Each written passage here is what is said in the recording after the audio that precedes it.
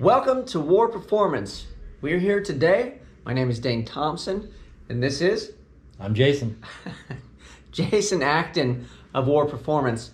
We'd like to go over fuel delivery, fuel regulation, and fuel filtration. We sell a bunch of different things, and one of the problems with somebody getting into the fuel injection game per se, especially when I first started, probably when Jason first started too, is there's all these pumps, all these filters, you don't know what's what. So here is a handful of items that we actually sell here, distribute, and we actually use. We don't sell things we don't use here, so that's how you know that it works. And then also we can answer questions and things like that if you have issues with your product, right? Right. So we're gonna start to go down the line here. We are gonna start with external fuel pumps, move into internal fuel pumps, and then on to filtration and then regulation. So bear with us, stick with us, and we'll kind of talk about them as we go. So first and foremost, let's do the old tried and true. So this little guy right here probably set fuel injection, put it on the map really, right? I remember the Honda days, like everybody kind of knows what this is, but for those of you guys that don't, what pump are we looking at? That's a Warr 255.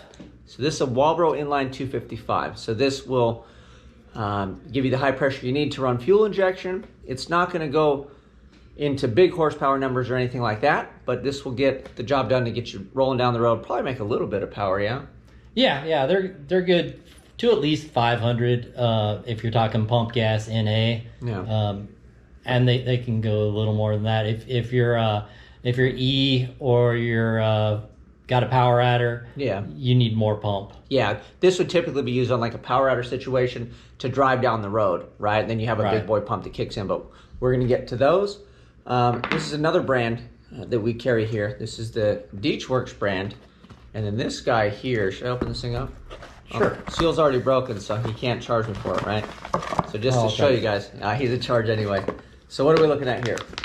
That's the Works 250. It's basically a 255 liter per hour pump as well. So little bigger diameter, but basically kind of similar footprint. Yeah, it's the Bosch 044 footprint style of pump, but it's got larger ORB fittings versus the little metric fittings you have on the Warr. Yeah, so the fittings on here are really small compared to this, so it opens it up for a little bit of flow. So this would stretch you a bit further in the horsepower department as well.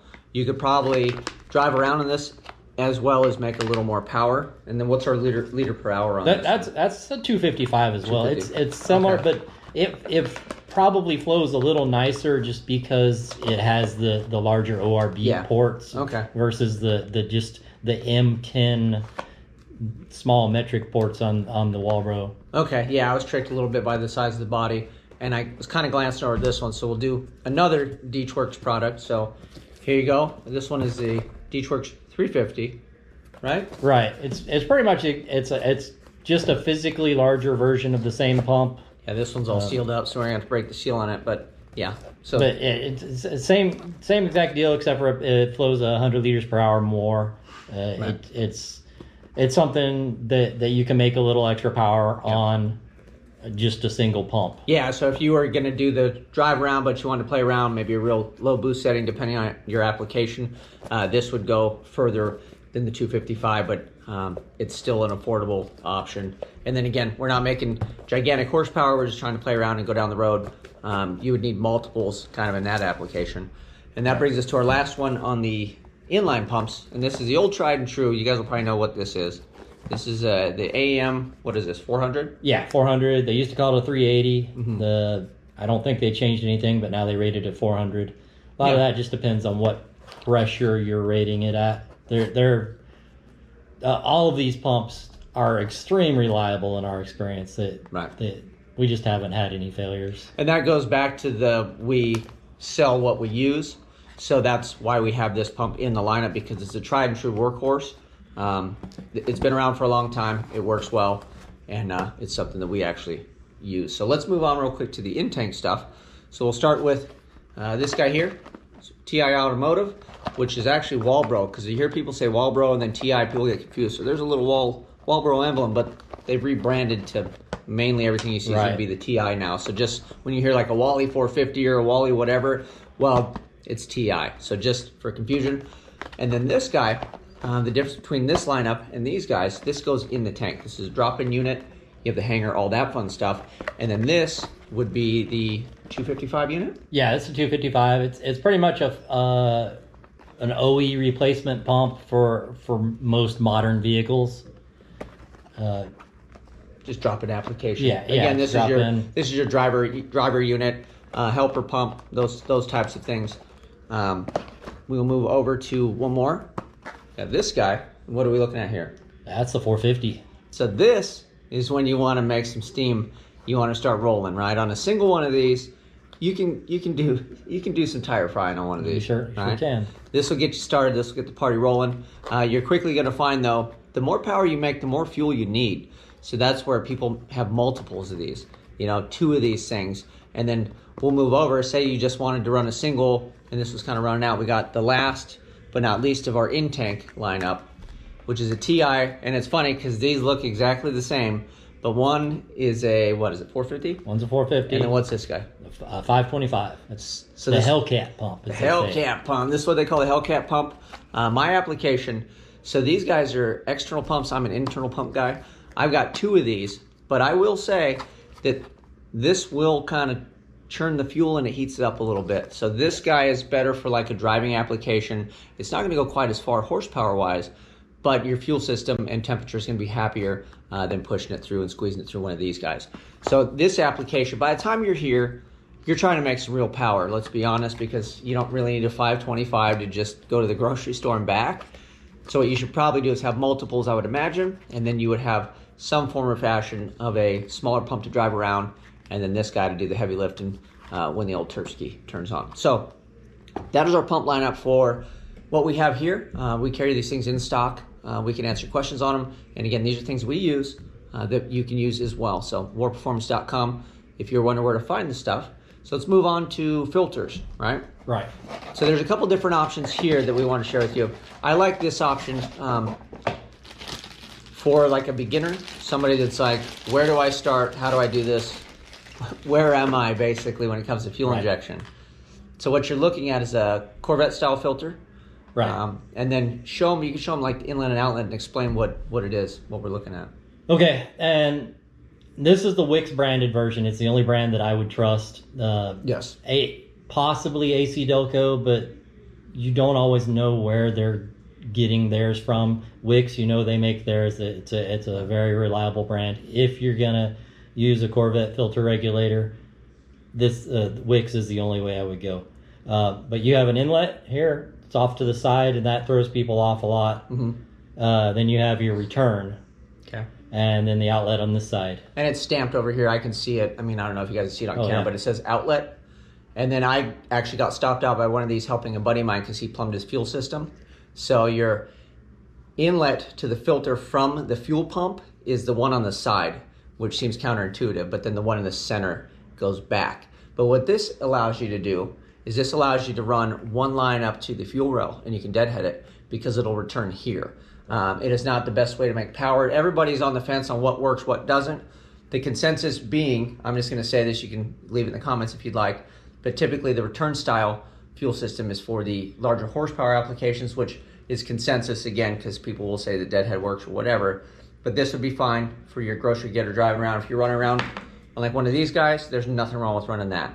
You want to start running a 525 or something big, you're going to have to regulate it other than this. But what this does do is, like you said, it regulates it, filters it, and returns it. So this thing is kind of a catch-all, right? Yeah, and because it filters it, this is a consumable part. This is something you're going to have to change, just like any other fuel filter. Good point, yeah. And in addition, I would never recommend using these on anything more than a 255 pump. You'll overrun it.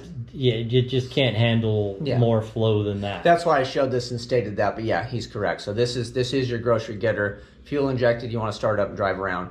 This will do those things for you, but again, performance application, you need to grow up and get past that. Yes. But grocery getter, you're fine. Absolutely.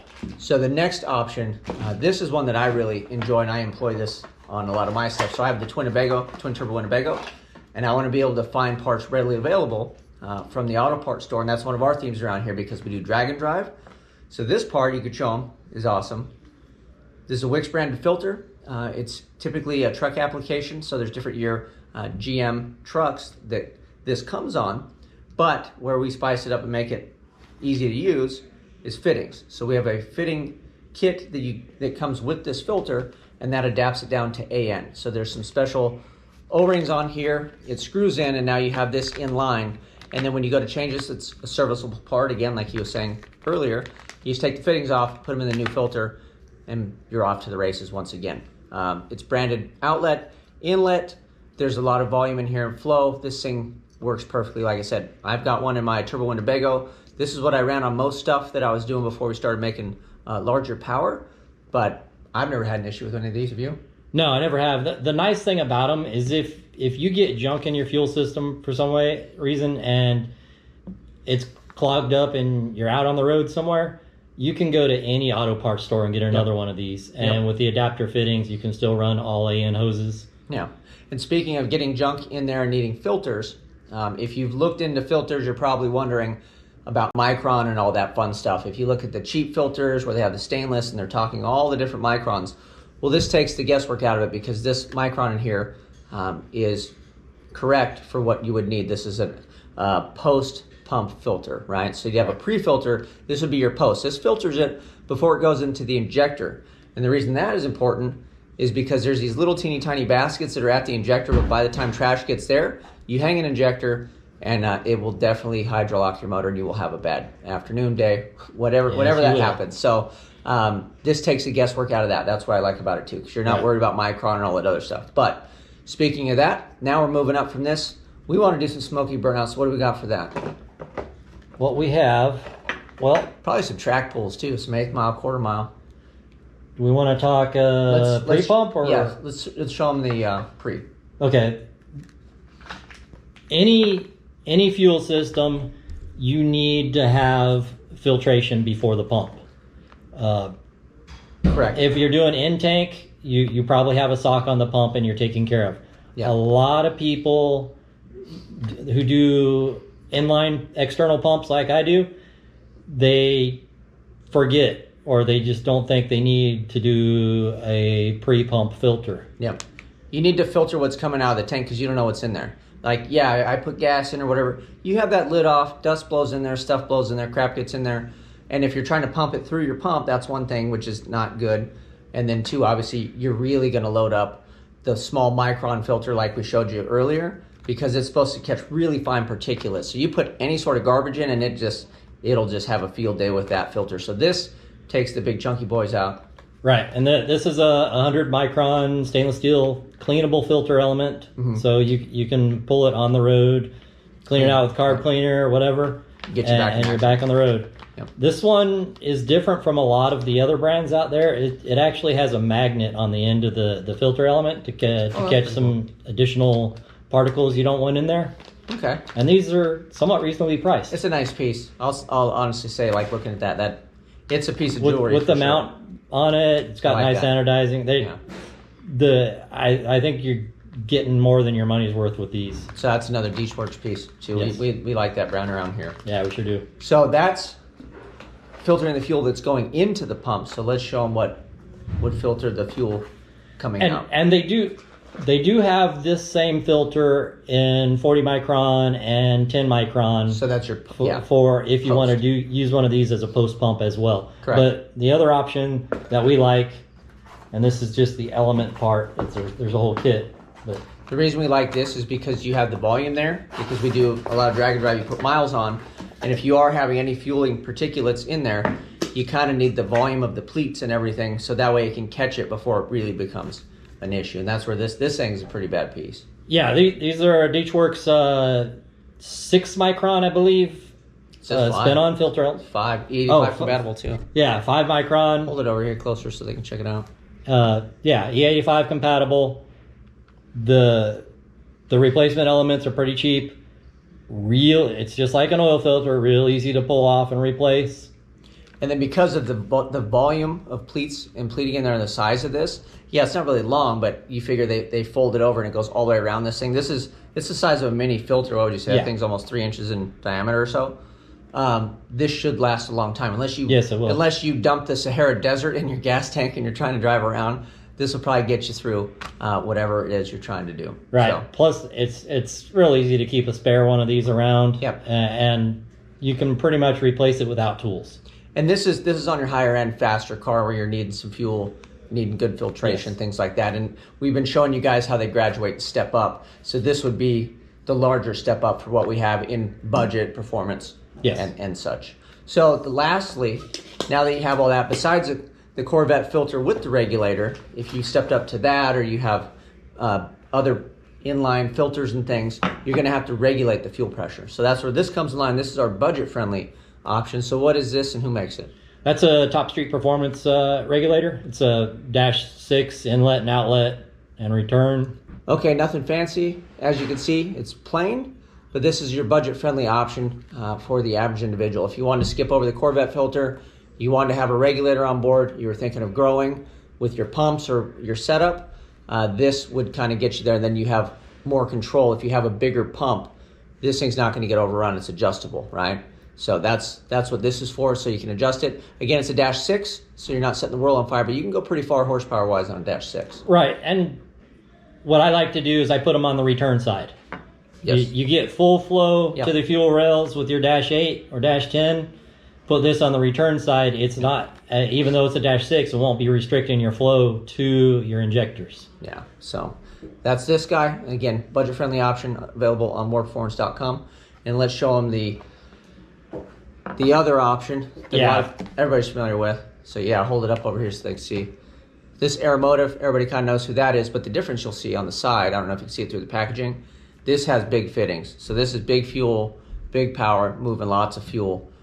This is going to get the job done. So depending on your fuel needs, you will have to size your regulator accordingly. And then on this too, you could technically choke this down, I guess, with a fitting, and then Sure. you could change the fitting out later if you were planning on upgrading or doing Sure, things. yeah, you could start with a bigger regulator if you wanted. Just use like these are -10 ORB fittings, And then you so just- you can go -10 to -6 Yep. or to -8. And we have all that too. We can get you sized properly. But then the nice thing, like I said, because it's adjustable, maybe you buy once, cry once, you get this guy, and then you just kind of choke it down to the fitting to a 6 or an 8 or whatever it is you need, and then you can adjust it there, and this will do the same job as the other one. So Right. yeah. And then again, Automotive, trusted brand, and we use these as well, but it just depends on what you're doing as far as your needs go. If you don't need all that fueling and everything else, then you can go with the cheaper option. Yeah, So budget-friendly options around here for sure. absolutely. So let's show them the last of the couple little things that you may need. And these are optional items that you might run into that might be usable for you. So that is a MagnaFuel fuel log. Yes. So what does this do? Basically, this is what we use this, and there's also a radium version of this. We use both of them for dual pumps on an external pump inline pump setup. That way you can have a 255 on one side and a 350 or 400 on the other side, or two 255s. Yep. You stage a pump. Just have your one 255 for your street driving. The other one either switched or staged through the PCM. Or a hop switch, yeah. Yeah, come on with boost or come Yep. on with TPS. So this helps you facilitate multiple pumps in one go. Yeah, it's a nice, easy way to do it with an inline setup. And I believe this is on Joe's car, yes? Yes. Or something similar. And then lastly, when you have all that pressure, you have everything else, you need to monitor it. Yeah, you really need a fuel pressure sensor. So we're big fans of low-dollar motorsports around here. They always treat us well. They always seem to work well. And that's what we run on all of our stuff. Right. I did have the cheap ones, I'll be honest with you, because like everybody, I was on a budget. And as those failed, I've had multiple, especially with the fuel and being on E85, the cheaper ones, they just don't like to survive. So I've had good luck with these ones. This is what I run. I know this is what he runs. And again, Yeah. this will help you monitor the fuel pressure. And this is just your standard 3-plug, or what is it, 3-pin? Yeah, 3-pin. It's a 5 TPS volt. style connector. Yeah, pressure transducer, and then they have all your voltage and everything here. so you can put it in for your application on your PCM. And on any race car, any street car, anything, this is the first sensor I would add of past the required sensors on a vehicle. Yes. Because it solves so many issues, especially on initial builds. Yep. Fuel pressure, for various reasons, it becomes an issue. If you don't know what your fuel pressure is, it makes it very difficult to troubleshoot other issues. And if your fuel pressure is incorrect when you get started and you think you're tuning it and doing all these wonderful things, well, if you start with the base fuel pressure wrong, well, your whole tune is off, right? Because your fuel pressure wasn't there to begin with, and that changes all of it. That is a look at the fuel pressure sensor from Low Dollar Motorsports, and we're out of fuel pressure items. If you guys have questions, please leave it in the comments if there's things you'd like to go over. We have a bunch of items. We're going to do more videos like this. I'm going to sit with Jason and let you guys know what it is we actually have here for sale. It is all on warrperformance.com. Please, if you have any, like I said, questions, troubleshooting, if you're building something, reach out to us. Let us know. You can find us. Where else can they find us besides warrperformance.com? We're on Instagram. We're on Facebook. I think we've got a showroom. If you're in the Central California area, stop by our showroom in Fresno. Yeah, come on down. Come meet Bobby, the shop dog. She's awesome. Jason will more than likely be here. I may not because I live further down in Southern California. But that is it. So hopefully that kind of wraps up some of this stuff. And if you need other items, please, like I said, reach out to us and we'll do our best to get you taken care of. So that is it. Thank you for Warr. Thank you.